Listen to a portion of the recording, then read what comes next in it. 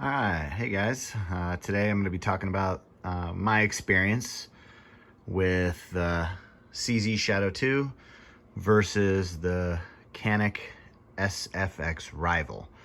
And I competed with the Rival for about a year, and I have competed with the Shadow now for about a year as well. So I guess off the bat we can talk about the differences. The Shadow 2 is a steel gun.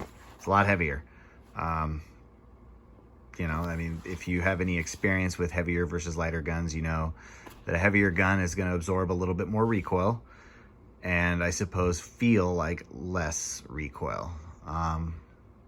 Though it's a little slower with moving in transitions. So, going from target to target, you're going to feel a little heavier, a little slower. So with the Rival, your transitions are going to feel a little faster, but I guess you're going to feel a little more recoil. Though, in my experience, which I recently had this gun painted, and also I had some screws break off on my mounting plate, so I was kind of out of commission with this gun for a little while, so I switched back to my Rival for the time being to keep up practice. And I did just fine going back to the Rival. I didn't notice my times being slower or my accuracy being any worse. Honestly, it was just as good, just different. The differences are feelable, but they're not comparable. If you're running an entire match, are you going to notice a big difference? If you can shoot, you can shoot. So training is everything. If you know how to run a gun, then you could use either one of these and they're going to be great. Now, obviously, price point, Shadow 2 was quite a bit more, like twice as expensive with everything stock and no dot.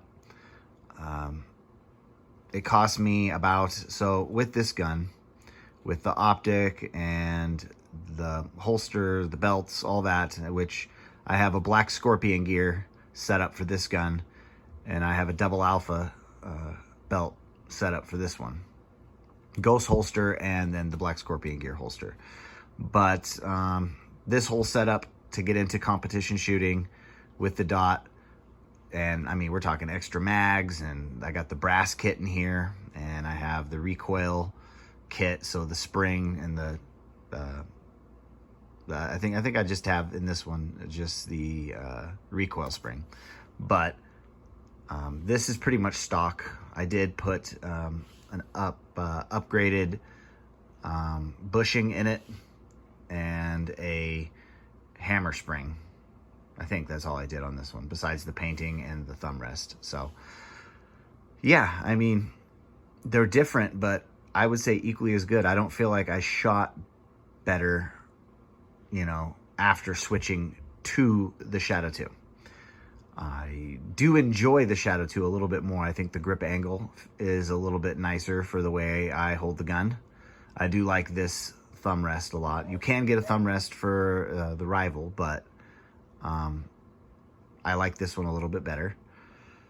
I think that the Canik Rival, the polymer version, with the brass weight kit in it, and if you get brass base plates, which I have the 140 millimeter base plates from Taylor Freelance, I think those are absolutely fantastic, and it is a great setup.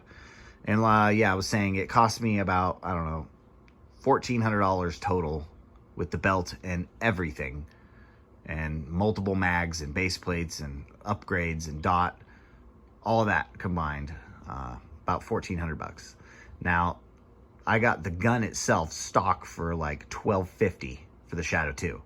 So we're already almost up to total cost. That doesn't include belt, holster, all of that. So if you're looking at getting into competition shooting, yes, you're going to spend a little bit more right out of the box for a Shadow 2 and getting a dot on it.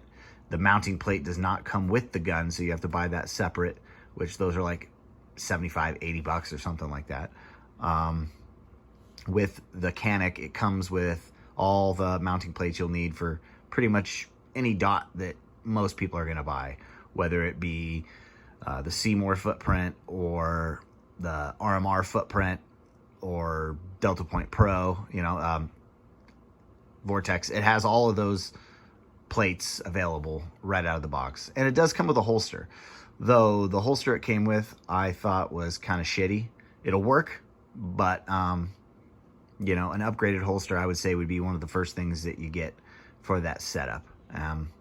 If you go with the Black Scorpion gear, it's pretty inexpensive, and I would say a very good introduction and beginner belt up to, I don't know if any pros use it, but I don't see why they wouldn't. It's a really nice belt. So I upgraded because I wanted a ratchet belt. So when I got a new belt for this gun, I decided to go with double alpha, which, a little more expensive. I think it was like $275 for the belt and 3 mag carriers, with one of them being a mag carrier. But if you're going to be getting into competition shooting, just think about the overall cost. And the overall cost for a Canik setup is going to be a lot cheaper than for the CZ.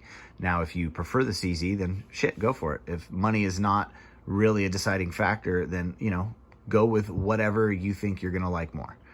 But as far as comparison goes, I'd say they both are great for competitive shooting. I think Nils Jonassen won, I'm not sure if it was carry optics or production, but I think, he kicked everyone's ass with this gun at one point.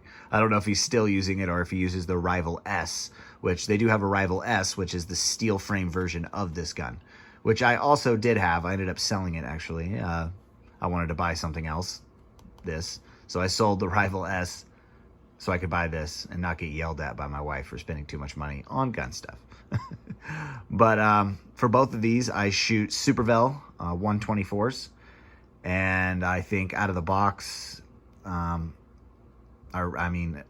ammo, that you can just buy out of the store, that is my favorite ammo to practice with and compete with. So hope you enjoyed the video. Please like and subscribe. I do appreciate that. It helps a lot. Share the video with your friends if they are interested in getting into competitive shooting. If you have any questions, go ahead and leave it in the comment box. Thank you very much, and have a good one.